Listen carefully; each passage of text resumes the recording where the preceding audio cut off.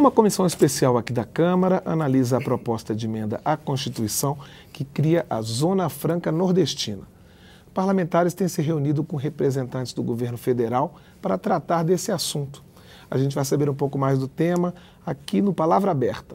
O nosso convidado é o deputado José Maia Filho, do Solidariedade do Piauí.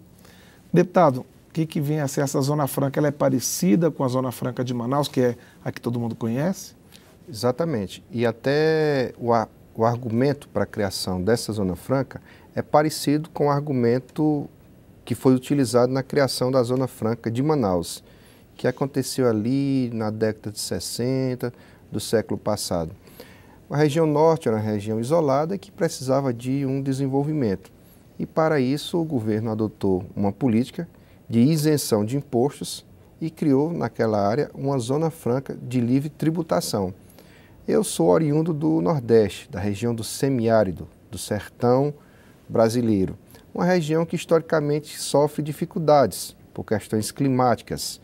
A nossa agricultura lá ela não tem a mesma facilidade que tem, por exemplo, o centro-oeste, o sul, o sudeste do Brasil.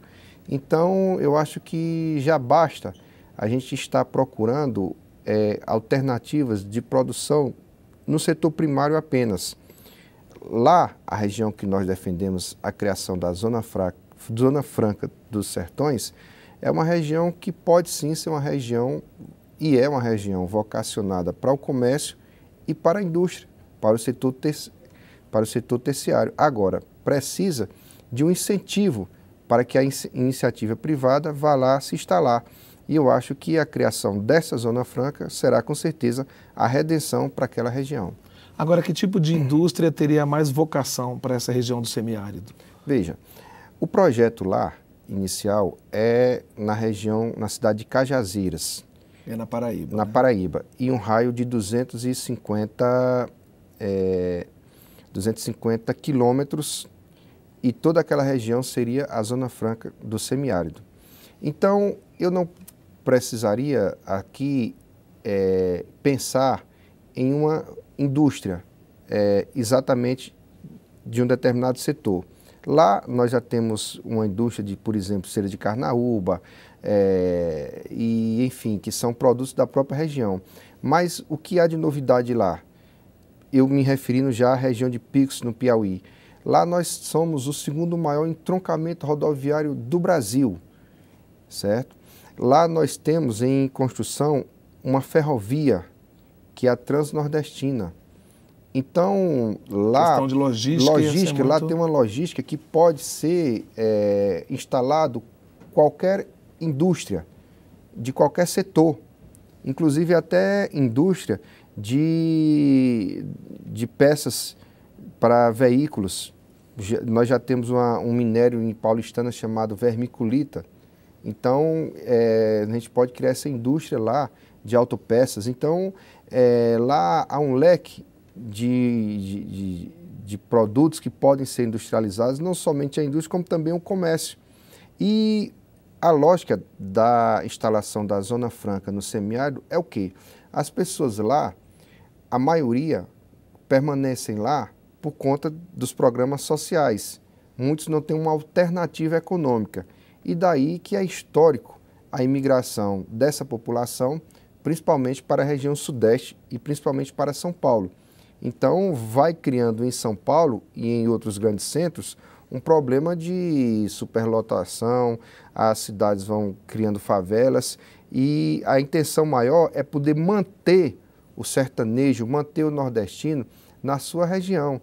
Eu entendo, eu tenho convicção de que o paulista, o mineiro, o carioca, ele não foi mais trabalhador e nem mais inteligente do que o nordestino. O que aconteceu é que, historicamente, as políticas de incentivo que os governos do tempo da monarquia até hoje implantaram no Brasil foi favorecendo mais a essas regiões. E isso se paga hoje o preço disso. Então, para se acabar com essa desigualdade regional, tem que se criar efetivamente formas para que essa região comece a crescer. E não ficamos apenas naquele discurso romântico de que podemos procurar alternativas agrícolas para uma região que já está comprovado que é uma região seca, que não comporta produção. Por quê? Porque lá não chove.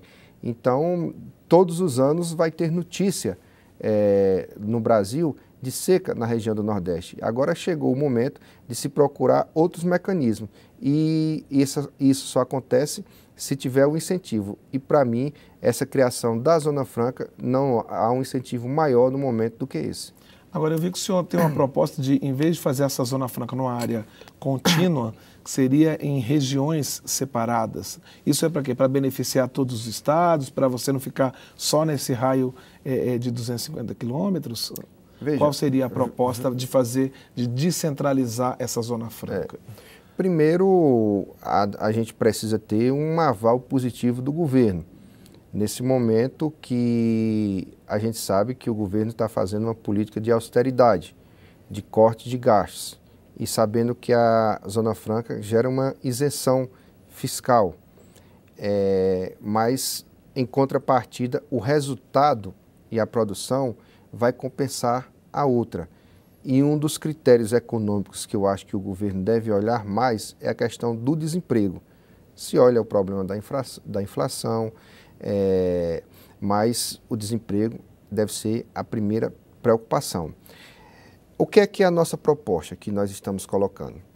Nessa configuração que foi feito o projeto, por exemplo, lá no meu estado, no Piauí, vão ser beneficiados alguns municípios que não têm acesso de rodovias, uns municípios que são pequenos municípios que dificilmente vão se instalar indústrias nesses municípios ou comércio devido à logística. Então, cada estado em que a Zona Franca for explorada, esse estado poder escolher dentro da região do semiárido um município que tem um potencial de crescimento. Então, a nossa proposta é que, por exemplo, mesmo diante da proposta lá na comissão especial não ter englobado a cidade de Picos, a gente quer o quê? Quer que Picos faça parte da Zona Franca. Por quê? Porque é do sertão, é do semiárido e lá certamente será uma cidade que vai crescer porque tem as condições de serem implantadas, porque tem aeroporto, porque tem banco, já é uma cidade porque maior, já tem né? uma cidade que tem condição de implantar um distrito industrial. Como é que andam as conversas de vocês com os integrantes do governo? Onde é que vocês já foram? Como é que essa proposta está sendo recebida? Olha, essa proposta da Zona Franca, ela foi acordada politicamente desde a legislatura passada. O Henrique Alves, que era o presidente da Câmara, na época que foi prorrogada a Zona Franca de Manaus por mais 50 anos, fez um acordo com o governo de que seria criada também a Zona Franca do Nordeste, a Zona Franca do semiárido. Então, isso já é um entendimento político já acertado. Agora, efetivamente, nós precisamos fechar com o ministro da Economia, com o Levi, para que ele entenda da importância desse nosso projeto, para que a gente não puxe a corda para um lado e o governo puxe para o outro. E a gente não quer perder tempo, quer que isso aconteça e aconteça logo. Por quê? Porque se sabe que esse não é um projeto de curto prazo. Esse é um projeto de médio prazo, porque primeiro vai ter a burocracia legislativa para se aprovar a lei. Depois vai ter todo o processo da instalação das indústrias. O próprio impacto dessa isenção fiscal também, né? Às vezes vai ter gente discordando disso, querendo modificar alguma parte do projeto, né? Certamente tudo isso vai ser discutido. E tudo isso acaba fazendo com que desacelere o nosso projeto.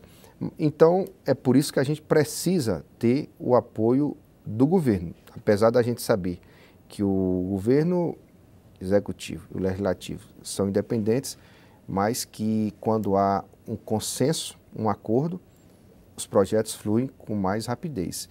Então, há de fazer esse entendimento que já foi feito na legislatura passada, aumentando com a diferença de quê? Porque o projeto original era um raio de 100 quilômetros da cidade de Cajazeiras, aumentando-se para 250, e com essa nossa ideia de que de cada estado escolher uma cidade que tenha uma logística importante na região do semiárido para também passar a fazer parte da Zona Franca. Deputado José Maia Filho, muito obrigado pela sua entrevista. Muito obrigado a você, ouvinte do Palavra Aberta na Rádio Câmara, telespectador da TV Câmara, pela sua audiência. Esse e outros programas estão na internet. O endereço é câmara.leg.br/palavra aberta. Eu sou Cláudio Ferreira e espero você no próximo programa. Até lá.